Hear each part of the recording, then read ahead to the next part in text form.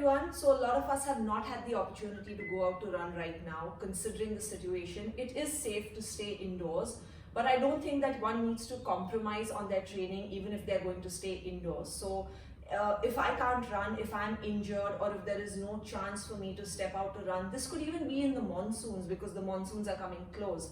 Here's an exercise that you can do at any given point. All you need is a pair of dumbbells. If you don't have dumbbells, you can use ankle weights around your wrist, or you can just get 2 bottles of the same volume so that there's not any weight, the weight distribution is equal, and all you need is you and your willpower. So we are going to do runner's arms in a lunge position today.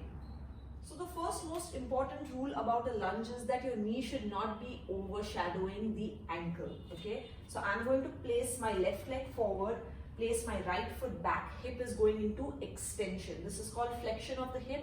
The back leg is called extension of the hip, okay? Now once you're in this position, make sure you're just going down. You don't want to overextend that back leg, because what happens when you overextend, it becomes a stretch. You're not strengthening it. So the shorter you keep your lunge, the more powerful your legs are going to get, the more power you can generate to get off and run, okay? So while we can utilize this time to work on those smaller muscle groups, we're isolating the movement, we're isolating the quadriceps. At the same time, we're going to be moving with the upper body, okay? So you're working your core, you're stabilizing your full body, and you're just going to be moving your arms, okay? So let's go from the top, foot forward, back foot not too far behind, straight sitting down, arms by your side, make sure your knees directly on top of your ankle, and go.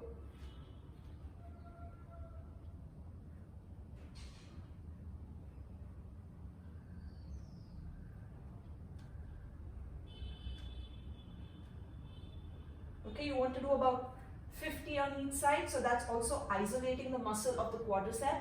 At the same time, you're in good alignment of the arms, okay? Switch legs.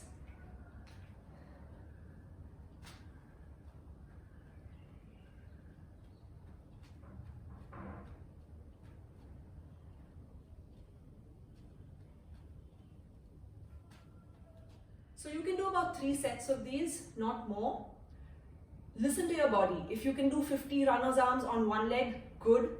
If you can do 50 on the other leg, good.